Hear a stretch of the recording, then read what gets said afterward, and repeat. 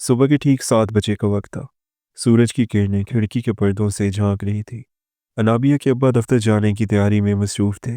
अनाबिया ने उनके लिए नाश्ता बनाया, मगर इसी दौरान उन्हें अचानक घबराहट सी होने लगी। पिछले चंद दिनों से यही हो रहा था।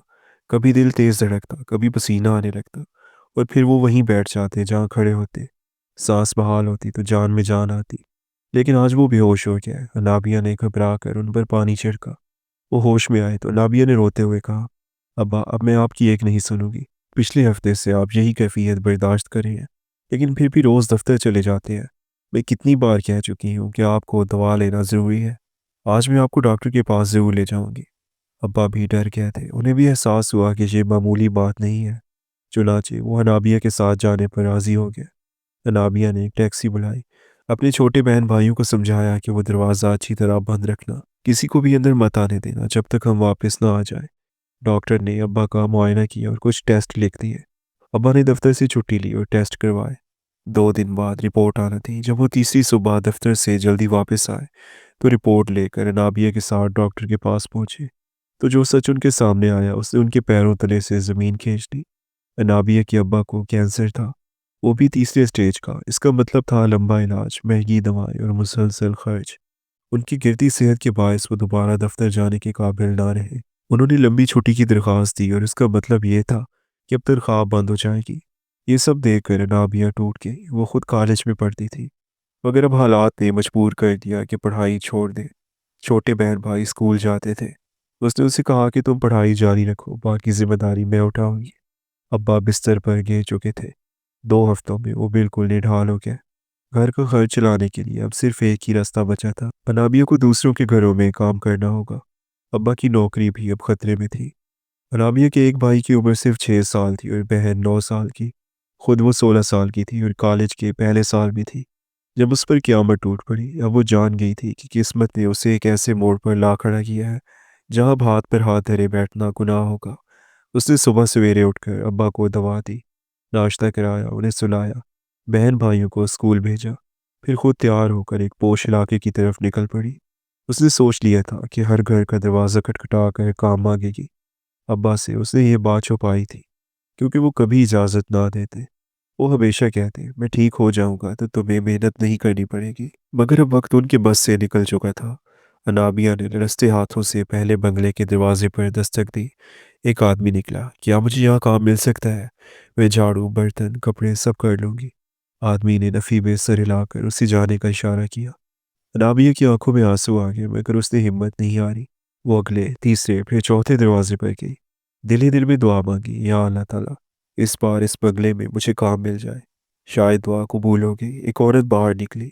अनाबिया ने घबराए लहजे में कहा, बीबी, मैं काम वाली मासी हूँ। मुझे काम चाहिए। मैं सफाई बहुत अच्छे से कर लेती हूँ। जबान कांप रही थी, होंठ लरज रहे थे, क्योंकि उसने कभी ये काम नहीं किया था, मगर अब जिंदगी ने उसे झुका दिया था। औरत ने कहा, मेरी मासी चंद महीने के लिए दूसरे शहर गई है और मुझे वाकई ज़रूरत थी। तुम खुद चलकर मेरे दरवाजे पर आई हो तो मैं तुम्हें कैसे इनकार करूं? बंगला बड़ा है, सफाई, बर्तन, सब कुछ तुम्हें करना होगा। अनाबिया ने इस बात में सर हिलाया। दिल में खौफ था मगर हिम्मत भी थी। मालकन ने कहा, कल से आ जाना काम पर। अनाबिया थके कदमों से घर लौटी। अब्बा सो रहे थे। दोपहर के 12 बज चुके थे। 4 घंटे काम ढूंढते गुजर गए थे, मगर आज ही पहला दिन था और अल्लाह ताला ने आसानी दे दी थी। वो वॉशरूम में जाकर फूट फूट कर रो पड़ी। बाहर रो भी नहीं सकती थी कि कहीं अब्बा जाग न जाए। दिल भरा हुआ था, मगर वो जानती थी कि ये बात ज़्यादा देर अब्बा से छुप नहीं सकेगी, क्योंकि उसे सुबह सवेरे निकलना और शाम को लौटना था। वो कब तक बहाना बनाती? उसने अब्बा के लिए दलिया बनाया। उनके पास बैठी बातों बातों में कहने लगी, अब्बा जान, मैंने सोचा है कि जब तक आप ठीक नहीं हो जाते मैं कहीं काम कर लिया करूँगी। अब्बा ने हैरत से देखा, दलिया का प्याला रख दिया और नम आंखों से कहा, बेटी, मैं कभी नहीं चाहता था कि मेरी बेटी की कमाई पर मैं जीऊँ, मगर वक्त ने मुझे लाचार कर दिया है। शायद ये मेरी आजमाइश है या तुम्हारी। मैं बस अल्लाह ताला से दुआ मांगता हूँ कि वो तुम तीनों बहन भाइयों पर साया कायम रखे। दुनिया बुरी है बेटी, अपने काम से काम रखना, ज़्यादा हमदर्दी ना दिखाना। ये दुनिया नेक लोगों को भी आजमाती है। राबिया की आंखों से आंसू बहने लगे। वो अब्बा के कदमों में बैठ गई। अब्बा, मैं वादा करती हूँ कि कभी आपको अकेला नहीं छोड़ूंगी। अगली सुबह फजर से पहले उठी, नाश्ता बनाया, दवा दी, सब काम निपटाए और दुआ लेकर घर से निकली। 9 بجے وہ بنگلے پہنچی تو مالکن چیخنے لگی، اتنی دیر سے کیوں آئی ہو؟ میں نے کہا تھا وقت سے 10 منٹ پہلے آنا، اب تنخواہ میں سے کٹوتی ہوگی۔ انابیہ خاموش رہی، صبر کی گھونٹ پی لیے۔ مالکہ نے اسے پورے 8 کمروں کی صفائی، برتن، کپڑے سب کچھ کرنے کو کہا۔ وہ دوپہر 2 بجے تک کام کرتی رہی، ہاتھ پاؤں درد سے کانپنے لگے، مگر یہ پہلا دن تھا، ہار ناممکن نہیں تھا۔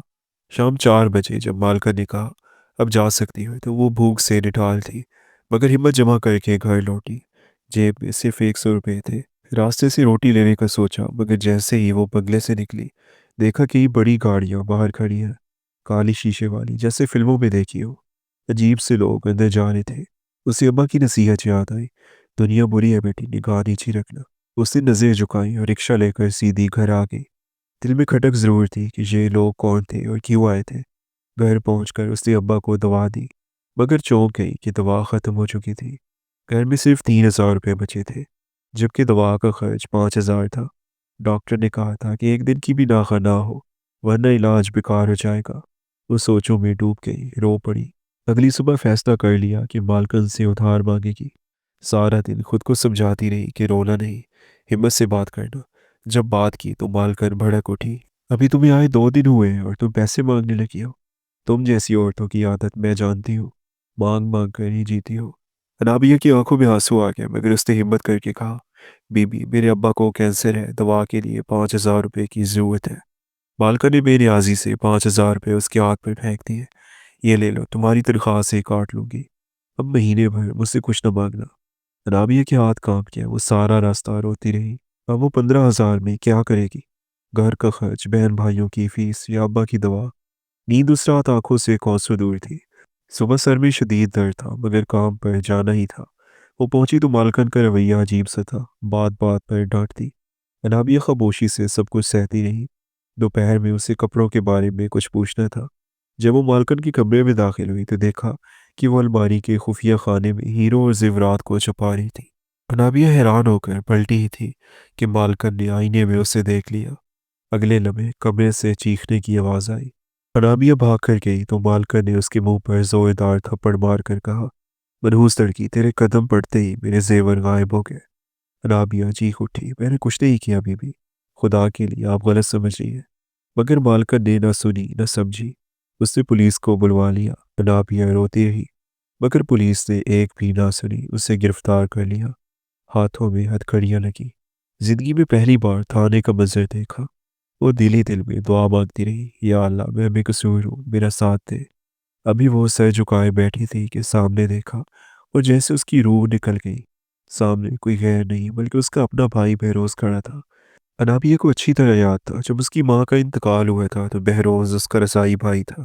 اس کی ماں نے ہی ایک وقت میں اسے دودھ پلایا تھا۔ اس وقت انابیہ صرف 4 سال کی تھی، مگر اس کی یادوں میں وہ سب کچھ نقش تھا۔ اس کی ماں اکثر کہا کرتی تھی، بہروز بھی تمہارا بھائی ہے۔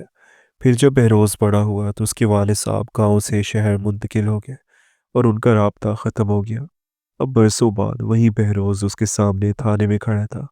بہروز نے اسے پہچان لیا، بھاگ کر آیا اور حیرت سے پوچھا، رابعہ آپی، آپ یہاں؟ اور یہ ہتھکڑیاں کیوں لگی ہیں آپ کے ہاتھوں میں؟ انابیہ شرم اور دکھ کے بارے سر جھکا کر رونے لگی۔ بہروز بھائی، مجھے کچھ سمجھ نہیں آ رہا، میں تو ایک بنگلے میں کام کرتی تھی۔ اس مالکن نے مجھ پر جھوٹا الزام لگایا ہے کہ میں نے اس کے زیور چرائے ہیں۔ میرے ابا بیمار ہیں، کینسر میں مبتلا ہے، میں نے پڑھائی بھی چھوڑ دی ہے، حالات بہت برے ہیں۔ اتنا کہتے ہی وہ پھوٹ پھوٹ کر رو پڑی۔ بہروز کے دل پر چوٹ لگی، وہ فوراً اس کے قریب آیا، اس کے سر پر ہاتھ رکھا اور نرم لہجے میں بولا، انابیہ، کوئی تمہیں گرفتار نہیں کر سکتا جب تک کہ تحقیق میں تم مجرم ثابت نہ ہو جاؤ۔ یہ کہہ کر اس نے اپنے ماتحتوں کو حکم دیا کہ فوراً ہتھکڑیاں کھول دی جائیں۔ انابیہ کے ہاتھ آزاد ہوتے ہی وہ کانپتے ہاتھوں سے چہرہ ڈھانپ کر رو پڑی۔ بہروز نے نرمی سے کہا، اب تم ڈرو نہیں، میں ہوں تمہارے ساتھ۔ اس نے فوراً مالکن کو تھانے بلایا۔ جب وہ تھانے آئی تو بہروز نے سخت لہجے میں پوچھا، آپ کے پاس کیا ثبوت ہے کہ انابیہ نے زیور چرایا ہے؟ مالکن ہکلاتی رہ گئی، ادھر ادھر کی باتیں کرنے لگی۔ بہروز نے فوراً کہا، ٹھیک ہے، پھر ہم CCTV کیمروں کی فوٹیج دیکھ لیتے ہیں۔ چند لمحوں بعد جو منظر سامنے آیا اس نے سب کچھ واضح کر دیا۔ فوٹیج میں صاف نظر آ رہا تھا کہ مالکن خود زیورات کو زمین کے اندر خفیہ خانے میں چھپا رہی تھی، مزید تفتیش میں معلوم ہوا کہ بالکن ایک بین الاقوامی منی لانڈرنگ اور اسمگلنگ گروہ سے منسلک ہے جو قیمتی ہیرو اور جواہرات کو چھپا چھپا کر بیرون ملک بھیجتی تھی۔ انابیہ نے غلطی سے یہ سب کچھ دیکھ لیا تھا، اسی لیے بالکن نے ڈر کے مارے اس پر جھوٹا الزام لگا کر اسے گرفتار کروا دیا تھا، مگر آج وہ اپنے ہی جال میں پھنس چکی تھی۔ جرم ثابت ہوا اور وہ جیل کی سلاخوں کے پیچھے پہنچ گئی۔ بہروز نے انابیہ کو تسلی دی، اب تمہیں کسی چیز کی فکر نہیں کرنی، میں تمہیں گھر چھوڑنے جا رہا ہوں۔ تھانے سے نکلتے وقت انابیہ کے دل میں ایک ہی دعا تھی، یا اللہ تعالیٰ تیرا شکر ہے کہ تو نے مجھے رسوائی سے بچا لیا۔ بہروز نے رکشہ بلایا اور سیدھا انابیہ کے گھر پہنچا۔ جیسے ہی وہ اندر داخل ہوا تو یہ منظر دیکھ کر اس کی آنکھیں نم ہو گئی۔ ابا بستر پر پڑے تھے، کمزور، زرد چہرہ، سانسیں بھاری۔ انابیہ ان کے پاس بیٹھی، ان کے سر پر ہاتھ رکھے رو رہی تھی اور انہیں پوری کہانی سنا چکی تھی۔ دروازے پر قدموں کی آہٹ ہوئی۔ انابیہ نے سر اٹھایا تو دیکھا بہروز کھڑا ہے۔ وہ آگے بڑھا، انابیہ کے سر پر شفقت سے ہاتھ رکھا، پھر جھک کر ابا کے قدموں میں بیٹھ گیا۔ چچا جان، میں بہروز ہوں، وہی جسے خالہ جان دودھ پلایا کرتی تھی۔ آج اللہ تعالیٰ نے مجھے انابیہ اور آپ کے پاس بھیجا ہے تاکہ آپ لوگوں کی مدد کر سکوں۔ اب آپ کو کسی چیز کی فکر نہیں کرنی۔ انابیہ باہر لوگوں کے گھروں میں کام نہیں کرے گی، میں اس گھر کا خرچ اٹھاؤں گا، آپ کے علاج کا انتظام بھی میں خود کروں گا۔ ابا کی آنکھوں سے آنسو بہہ نکلے، ان کے ہونٹ کانپنے لگے۔ بیٹا تم نے اپنا فرض ادا کیا، مگر یہ سب تمہارے لیے بوجھ نہ بن جائے۔ بہروز نے فوراً کہا، نہیں چچا جان، یہ بوجھ نہیں، قرض ہے جو میں چکا رہا ہوں، وہ قرض جو آپ لوگوں نے میری پیدائش کے وقت ادا کیا تھا۔ میں بھی آپ کا بیٹا ہوں اور اب بیٹا بن کر دکھاؤں گا۔ بیٹے صرف لفظوں سے نہیں بنتے، عمل سے بننا پڑتا ہے۔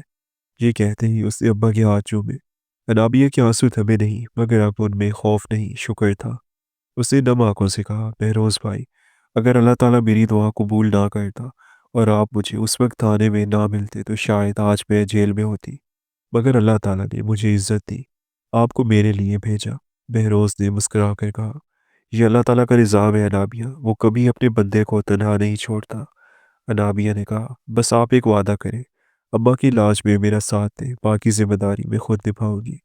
میں بچوں کو ٹیوشن پڑھا لوں گی، اسکول میں جاب کر لوں گی، مگر یہ ثابت کر کے دکھاؤں گی کہ بیٹیاں بھی سب کچھ کر سکتی ہیں اگر لوگ ان پر یقین کریں۔ بہروز نے فخر سے کہا، مجھے تم پر فخر ہے انابیہ، تم جیسی بیٹی قوم کا فخر ہوتی ہے۔ اس کی بات سن کر ابا کی کمزور آنکھوں میں سکون اتر آیا۔ وقت گزرا، علاج مکمل ہوا۔ چند مہینوں میں ابا اتنے بہتر ہو گیا کہ دوبارہ دفتر جانے لگے۔ انابیہ نے بھی اپنی تعلیم دوبارہ شروع کر دی، دن میں اسکول میں بچوں کو پڑھاتی اور شام کو اپنی پڑھائی کرتی۔ گھر میں اب وہ پہلے جیسی خوشحالی تو نہیں تھی، مگر سکون تھا، صبر اور شکر کا ماحول تھا۔ بہروز اکثر شام کے وقت انابیہ کے گھر آتا، چھوٹے بہن بھائیوں کے لیے کچھ نہ کچھ لے کر، کبھی اسکول بیگ، کبھی کتابیں، کبھی چاکلیٹ۔ ابا کے چہرے پر ہر بار ایک نئی چمک آ جاتی تھی جب وہ بہروز کو دیکھتے۔ انہوں نے کہا، بہروز بیٹا، تمہارے احسان کا بدلہ تو ہم کبھی بھی نہیں دے سکتے، مگر دعا ہے کہ اللہ تعالیٰ تمہیں وہ سکون دے جو تم نے ہمیں دیا۔ بہروز نے جواب دیا، چچا جان، اگر کسی کے چہرے پر مسکراہٹ لوٹا دینا یہ سکون ہے تو وہ مجھے مل گیا ہے۔ انابیہ نے خاموشی سے اپنے دل پر ہاتھ رکھا۔ وہ جانتی تھی کہ زندگی کی سختیوں نے اسے توڑا نہیں بلکہ مضبوط بنایا ہے، اور اللہ تعالیٰ نے اسے دکھوں کے بعد رحمت عطا کی ہے۔ اب وہ ہر رات اپنے رب کی حضور سجدہ ریز ہو کر دعا کرتی، یا اللہ تیرا شکر ہے کہ تو نے میرا ایمان سلامت رکھا، مجھے ہمت دی، مجھے اپنی رضا کے راستے پر چلایا۔ اس کی آنکھوں سے بہتے آنسو اب دکھ کے نہیں بلکہ شکر کے تھے۔ وقت کے ساتھ ساتھ بہروز کو مزید پروموشن بھی مل گئی۔